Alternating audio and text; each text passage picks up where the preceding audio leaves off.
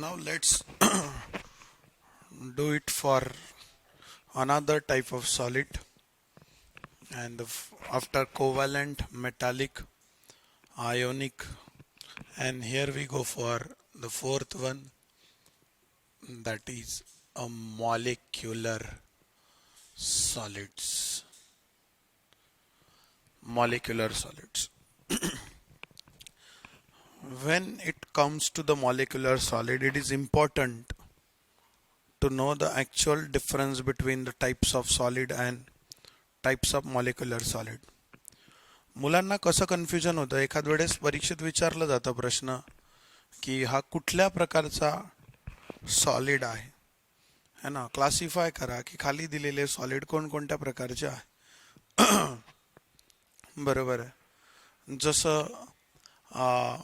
मला एक साधं एक्झाम्पल इथे सांगायचं आहे, दॅट इज H2O आहे, Fe आहे, Fe दिला आहे, किंवा इकडे NaCl दिला आहे आणि कार्बन दिला आहे. तर मी खूप इझिली सांगू शकतो की इकडे हा मेटालिक आहे, बरोबर, हा आयोनिक आहे, बरोबर, आणि हा जो नवीन आता इकडे H2 आला हा मॉलिक्युलर आहे, and this one is what, a covalent. Carbon is what, your covalent. Okay. So it is important that की जेव्हा आपल्याला हा प्रश्न विचारला जाईल, काय रे, क्लासिफाय द सॉलिड और classify what, types of solid, types of what, solid, right. त्यावेळेस सॉलिडचे टाइप्स आहे, तर आपण या पद्धतीत काम करू. बट मॉलिक्युलर सॉलिडचे टाईप असतील तर त्याच्यात एक वेगळा पॉइंट येतो आणि तोच इथे डिफिकल्ट येणार आहे. जसं माझ्याकडे दिलेला आहे H2O, माझ्याकडे दिला आहे I2 आणि माझ्याकडे दिला आहे काय, HCl, बरोबर. तर मित्रांनो, महत्वाचं असं की हे तिघचे तिघ मॉलिक्युलर सॉलिड आहे. Everybody is what, molecular solid here, everybody, है ना, सगळेच्या सगळे. बट मॉलिक्युलर मध्ये सुद्धा टाईप येतात. काही येतात हायड्रोजन बॉन्डेड, काही काय येतात हायड्रोजन बॉन्डेड, याला बोललं जातं नॉन पोलर, आणि याला बोललं जातं काय, पोलर, बरोबर. सो हायड्रोजन बॉन्डेड मॉलिक्युलरचे 3 प्रकार आहे. सो जर आपल्याला विचारलं क्लासिफाय द मॉलिक्युलर सॉलिड, काय विचारलं आहे, क्लासिफाय व्हॉट, मॉलिक्युलर सॉलिड, तर इकडे कोणाला तुम्ही मेटालिक म्हणू नका, आयोनिक म्हणू नका, कोव्हॅलंट म्हणू नका. हा पॉइंट पहिल्यांदा महत्वाचा की क्लासिफिकेशन कशा पद्धतीने करणार आहात, बरोबर.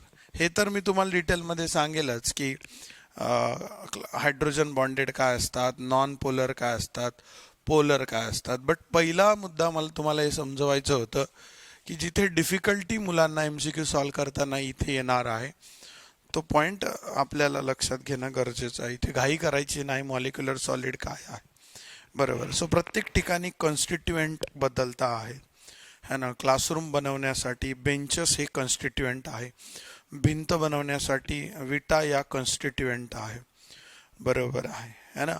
सो एखादी बिल्डिंग बनवण्यासाठी फ्लोअर्स हे कॉन्स्टिट्युएंट आहे, बरोबर.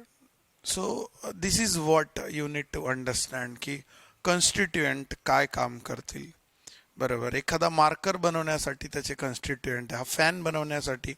सो जसं जसं मटेरियलचे कॉन्स्टिट्युएंट बदलतात तसं तसं मटेरियलचा टाईप सुद्धा बदलतो, तसे सॉलिडचे टाईप बदलतात. So we have here a molecular solids, we have here a molecular solid.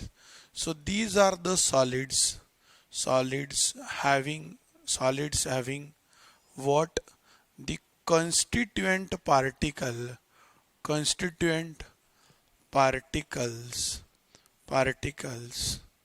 solids having constituent particles, what, molecules. Solids having constituent particles and or solid having constituent particles and these are what? Molecules. Right? The most important factor to classify molecular solid. जिथे atoms असतील तर आपण त्याला covalent बोलतो. Metal cation आणि electron असेल तर metallic solid बोलतो. आयन्स असतील तर आपण त्याला आयोनिक सॉलिड बोलतो. बट मॉलिक्युल्स असतील कॉन्स्टिट्युएंट तर त्याला काय बोलू? Molecular solid. So solid form by molecule. Solid formed by what? Molecules. Formed by what? Molecules. Called as what? Called as what? Molecular solid. Molecular solid. बरोबर. Having or having what? A covalent bonds. Having what? Covalent bonds as a intramolecular force. Intramolecular forces. बरोबर. एका मॉलिक्यूलच्या मध्ये कोणते forces राहतील? Covalent. बरोबर. and what the dipole force and what? Dipole forces. Then non dipole force किंवा आपण याला London dispersion force बोलू. London dispersion forces. आणि तिसरा आहे हायड्रोजन बॉन्डेड फोर्सेस. हे सगळे फोर्सेस कोणते राहतील? Inter molecular forces. ठीक आहे, तुम्ही नोटबुक चेक करा, त्याच्यात फरक असेल मागच्या व्हिडिओमध्ये दिलेला. इंटर मॉलिक्युलर आणि एंट्रा मॉलिक्युलर मधला फरक काय आहे. तुम्ही स्टडी मटेरियलमध्ये जा, तिथे PDF समजेल तुम्हाला. त्याच्यावरनं तुम्हाला कळेल की मॉलिक्युलर फोर्सेससाठी हा मॉलिक्युलर सॉलिडसाठी हा एक महत्त्वाचा मुद्दा की सगळ्या मॉलिक्युलर सॉलिड जे आहे हे 3 प्रकारची आहे. बरोबर. There are 3 types of molecular solid. Right. There are what? 3 types of what? Molecular solid. Molecular solids based on, लक्षात ठेवा, based on a type of intermolecular forces. Intermolecular forces. बरोबर. लक्षात ठेवा ही सगळी इंटरमॉलिक्युलर फोर्सेस कोणती आहे? वॅन्डर वॉल्स. बरोबर. हे जे इंटरमॉलिक्युलर फोर्सेस आहे कोणकोणती? तिघचे तिघ. यांना कोणती फोर्सेस बोलतात? वॅन्डर वॉल्स फोर्सेस. कोणती फोर्सेस बोलतात? वॅन्डर वॉल्स फोर्सेस. थोडं तुम्हाला कॉम्प्लेक्स वाटेल, बट जसं पुढे जाऊ तसं तुम्हाला इकडे कॉन्फिडन्स येईल या टॉपिक बद्दल, कसं याला अंडरस्टँड करायचं. पहिल्यांदा तुम्हाला क्लिअर करून देतो की वॅन्डर वॉल्स फोर्सेस काय असतात. वॅन्डर वॉल्स फोर्सेस काय असतात?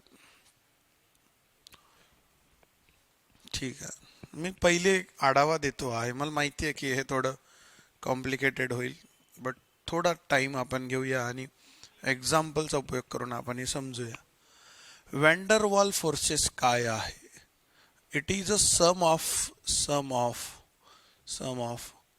all attractive and repulsive forces. Sum of all attractive and what? Repulsive forces. Sum of what? All attractive and repulsive forces. काही लोकांमध्ये अट्रॅक्शन असतं, काही लोकांमध्ये रिपल्शन असतं. बरोबर. जसं क्लासरूममध्ये आपण बसतो तर बसण्याची जागा आपली आपल्या दुश्मनाजवळ असते की आपल्या मित्राजवळ असते. जे लोक आपले आवडते असतात त्यांच्या आपण जवळ जातो, जे आपले लोक आवडते नसतात त्यांच्या आपण दूर जातो. आणि एक अशी पोझिशन क्लासरूममध्ये घेतो आपण जिथे आपल्याला कम्फर्ट झोन असेल, बरं वाटेल बसायला, है ना. आणि त्या जागेला आपण काय बोलूया, तिथे अट्रॅक्टिव्ह आणि रिपल्सिव्ह फोर्सेस जी आहे ही मॅनेज केली जातील.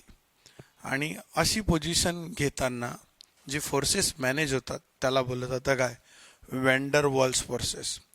ॲटम सायन्स आणि मॉलिक्युल्समध्ये सुद्धा या गोष्टीचा उपयोग केला जातो. वॅन्डर वॉल्स फोर्सेस या सगळ्या गोष्टींचा विचार करतं की कोणाचं रिपल्शन होतं आहे, कोणाचं अट्रॅक्शन होतं आहे, आणि स्टॅबिलिटी कुठे आहे, जिथे जास्तीत जास्त अट्रॅक्शन राहील आणि कमीत कमी काय राहील, रिपल्शन राहील. आणि त्या पोझिशनला जाण्यासाठी ज्या फोर्सेसचा विचार केला जातो त्याला बोलतात वॅन्डर वॉल्स फोर्सेस. मित्रांनो, या वॅन्डर वॉल्स फोर्सेसची गंमत अशी आहे की याच्यात वेगवेगळे टाईप पडतात. पण सॉलिड्स जी आहे, मॉलिक्युलर सॉलिड्स, लक्षात ठेवा, molecular solids having, molecular solids having what, a van der Waals forces. लक्षात ठेवा, van der Waals forces between molecules. यांच्या मॉलिक्युल्समध्ये कोणकोणती फोर्सेस असतात, वॅन्डर वॉल्स फोर्स. मग आता वॅन्डर वॉल्स फोर्सेसचे टाईप आहे, किती टाईप आहे, पहिला आहे डायपोल, दुसरा आहे लंडन डिस्पर्शन आणि तिसरा कोणता आहे, hydrogen bonded. And based on the type of van der wall forces molecular solids are classified into 3 types. ठीक आहे, काय सांगतो आहे, that is based on type of van der Waals forces.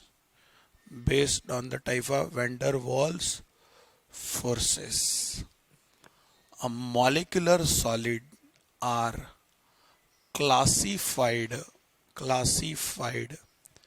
in what, 3 types. Molecular solids are classified in how many types, 3 types. First is what, polar molecular solids.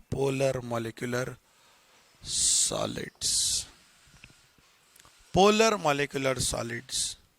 So these are the solids having dipole interaction between the molecules. बरोबर, these are, लक्ष द्या, solids having a dipole interaction. काय रे, dipole interaction between what, the solids, between what, the molecules, मग dipole काय matter आहे याचं example तुमच्याजवळ आहे. बरोबर, याचं एक सोपं एक्झाम्पल तुमच्याकडे आहे, जसं HCl आहे. बरोबर, तर HCl मध्ये H कडे प्लस चार्ज असतो, Cl कडे कोणता चार्ज असतो, मायनस चार्ज असतो. जर तुम्ही हा विचार केला मित्रांनो, बरोबर, तर तुम्हाला समजेल की इकडे अशा पद्धतीचे व्हेरिएशन तुम्हाला इकडे ऑब्झर्व होईल की एक प्लस आहे आणि एक मायनस आहे. बरोबर, तर तुम्हाला सगळ्यांना माहिती आहे की क्लोरीन जो आहे हा जास्त निगेटिव्ह असल्या कारणामुळे केमिस्ट्रीचा रूल आहे, जो जास्त पैशावाला आहे, जो जास्त पैशावाला होत चालेल, जो गरीब आहे तो आणखी गरीब होत चालेल. त्याच पद्धतीने जो जास्त निगेटिव्ह आहे तो जास्त निगेटिव्ह होत चालेल आणि जो कमी निगेटिव्ह आहे तो आणखी कमी निगेटिव्ह होत चालेल, म्हणजे तो पॉझिटिव्ह होत चालतो. तर हे जे 2 इलेक्ट्रॉन या बॉन्ड मधले आहे हे सगळ्यात जास्त कोणाकडे जातात, इलेक्ट्रॉन म्हणजे पैसे, आणि हे कोणाकडे जातात, क्लोरीनकडे. कोणाला सोडतात, हायड्रोजनला. हे 2 इलेक्ट्रॉन कोणाकडे जातील, पैशावाल्याकडे. बरोबर, जो जास्त निगेटिव्ह आहे त्याच्याकडे इलेक्ट्रॉन जास्त जातात आणि त्याला आणखी निगेटिव्ह बनवतात. आणि याचा फायदा घेत तुम्हाला समजलं की या क्लोरीन आणि या हायड्रोजन मध्ये एक फोर्स तयार झाला. एका मॉलिक्युलचा हायड्रोजन, एका मॉलिक्युलचा क्लोरीन, दुसऱ्या मॉलिक्युलचा क्लोरीन, तिसऱ्या मॉलिक्युलचा हायड्रोजन, यांच्यात एक फोर्स तयार झाला, ज्याला कोणता फोर्स बोलतात, डायपोल फोर्स. म्हणून मी खूप सोप्या भाषेत नेहमी विद्यार्थ्यांना सांगतो की हा एक असा फोर्स आहे जो इलेक्ट्रॉनच्या मोमेंटमुळे तयार होतो, जो इलेक्ट्रॉनच्या मोमेंटमुळे तयार होतो. डायपोल मोमेंट याला बोलतात. आणि इलेक्ट्रॉनची डायपोल मोमेंट ही कमी निगेटिव्ह पासून जास्त निगेटिव्ह कडे असते मित्रांनो. हे नेहमी लक्षात ठेवायचं. बरोबर. आणि जो जास्त निगेटिव्ह आहे तो आणखी निगेटिव्ह होत चालतो. सो अशा सगळ्या सॉलिड्सला आपण काय बोलतो? Polar molecular solid. आणि यासाठी अजून एक गोष्ट तुम्हाला लक्षात पाहिजे, that is called as dipole moment, जी डिनोट केली जाते काय? म्यूने. कशाने डिनोट केली जाते? म्यूने. So what do you mean by this? It is a moment of electron towards more electronegative element, more electronegative atom. बरोबर. Moment of electron towards more electronegative atom. जसं हायड्रोजन आणि क्लोरीन मध्ये 2 इलेक्ट्रॉन होते, तर ते कोणाकडे जायला पसंत करतील? जो जास्त निगेटिव्ह आहे त्याच्याकडे. आणि या मोमेंटला अशा पद्धतीने डिनोट करतात. आणि ही मेजर केली जाते कशामध्ये? Measured in debye. कशात मेजर केली जाते? डिबे. बरोबर है ना. काही पोरं याला दे बाय म्हणतात, आपण दे बाय म्हणायचं नाही है ना, याला डिबे म्हटलं जातं. बरोबर. Very very important. So dipole moment आपण मेजर केली म्यूने. आणि इकडे गरज पडते मित्रांनो, या गोष्टीची गरज आहे की पोलर मॉलिक्युलर सॉलिड कडे डायपोल मोमेंट कधीच 0 राहत नाही. is not equal to what? 0. And this is one of the example. You can take care of this. Is what? SO2 I have. SO2 solid I have. बरोबर. So S is having double bonded oxygen, double bonded oxygen. Periodic टेबलचा थोडा जर अभ्यास तुमचा असेल, नसेल तर तुम्ही पिरियडिक टेबल हे चॅप्टर अभ्यासा मित्रांनो. आपल्या सिलेबससाठी खूप महत्त्वाचं आहे periodic table. General principle of general organic chemistry, 2 chapter must आहे, सगळ्यांनी अभ्यासा. आणि खूप डिटेलमध्ये अभ्यासा, तुमचा कॉन्फिडन्स वाढेल. अदरवाईज मी तर खूप डिटेलमध्ये शिकवणारच आहे. इथे निगेटिव्ह कोण आहे? ऑक्सिजन आहे. बरोबर. तर हे सगळे इलेक्ट्रॉन कोणाकडे जातील रे? ऑक्सिजनकडे जातील. म्हणून बघा तुम्ही कुठे पुस्तकात असा आकार पाहता, याला डेल्टा निगेटिव्ह म्हणतात आणि याला डेल्टा काय म्हणतात? Positive. So this is what the imaginary charge developed because of the moment of electron towards more electronegative element, and that is what del positive and what del negative. And you got this here. And I will say here, because of this there is some moment of electron, resultant dipole moment त्याला बोलू. काय बोलू? Resultant. जसा हा marker आहे बरोबर, याला एक जण इकडनं ओढतोय तर हा इकडे चालला जाईल. पण 2 लोक पुढे ओढताय, तर 2 लोक जर याला अशा 2 डायरेक्शनने ओढत आहे, तर हा मार्कर जाईल कुठे मला सांगा? इकडे जाईल की इकडे जाईल? यस, हा दोघांसोबत जाईल. बरोबर. हा इकडे ओढतो, हा इकडे ओढतो, बट मार्कर जाईल कुठे? पुढे जाईल. सो ओढणारे 2 लोक आहे बरोबर, सारख्या ताकदीने, बट जातो कुठे? सरळ. तर याला काय बोलतात? Resultant dipole moment. And is not equal to 0. म्हणून solid SO2 is what? Solid SO2, solid NH3 हे कशाचे एक्झाम्पल आहे? पोलर मॉलिक्युलर सॉलिडचे एक्झाम्पल आहे. कशाचे? पोलर मॉलिक्युलर सॉलिडचे एक्झाम्पल आहे. बरोबर. याच्यावर एक जेईला क्वेश्चन केला गेला आहे, तो आपण सॉल्व करू. बरोबर. काय रे? अ CO2 is a dry ice. CO2 is what? Dry ice. बरोबर. So is it a polar molecular solid? Is it a polar molecular solid? असा प्रश्न आहे. तुम्हाला उत्तर द्यायचं यस और नो. व्हिडिओ पॉज करून सॉल्व करा, मी उत्तर लगेच सांगणार आहे. ठीक आहे. So my answer is now CO2 is a dry ice and is it polar molecular solid? I will say no.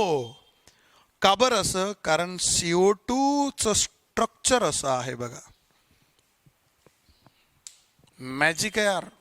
आता तुमच्या डोक्यात प्रश्न आला असेल, सर SO2 चं स्ट्रक्चर तुम्हाला कसं माहिती, CO2 चं स्ट्रक्चर तुम्हाला कसं माहिती? तर या सगळ्या गोष्टींचा अभ्यास आपला बाकी आहे आणि थोडा तुम्हाला होल्ड करावं लागेल. हळूहळू मी या सगळ्या गोष्टी तुम्हाला शिकवेल, स्ट्रक्चर कसे लिहायचे म्हणून, बरोबर. आणि त्यासाठी तुम्हाला 11चा अभ्यास करावा लागेल. तिथे ॲक्च्युअल स्ट्रक्चर कसं तयार होतं आपल्याला नेचर ऑफ केमिकल बॉन्डिंगमध्ये या गोष्टींचा क्लिअरन्स येईल. ठीक आहे. इथे आपल्याला समजायचं आहे की निगेटिव्ह कोण आहे, कोण आहे ऑक्सिजन, निगेटिव्ह कोण आहे ऑक्सिजन आणि पॉझिटिव्ह कोण आहे कार्बन. तर एक जण इकडे ओढतोय, एक जण इकडे ओढतोय, तर जायचं कुठे? एक जण इकडे ओढतोय, एक जण इकडे ओढतोय, दोघं सारख्या ताकदीने ओढताय, तर जाणार कुठे? कुठेच नाही, इथेच थांबणार. सो मोमेंट ऑफ इलेक्ट्रॉन झालीच नाही, म्हणून म्यूची व्हॅल्यू काय झाली? 0. म्यूची व्हॅल्यू काय झाली? 0. म्हणून मोमेंट 0 झाली. आलं लक्षात? आणि मोमेंट, डायपोल मोमेंट जर 0 असती तर तो पोलर मॉलिक्युलर सॉलिड असतो का? नाही. त्याला म्हणतात नॉन पोलर मॉलिक्युलर. काय म्हणतात? Non polar molecular. सो तुम्ही लिहून ठेवा कुठेतरी, CO2 काय आहे? हा नॉन पोलर आहे, मॉलिक्युलर आहे. CO2 कोण आहे? नॉन पोलर मॉलिक्युलर सॉलिड आहे मित्रांनो. And we did this. Okay, we did this. Copy that.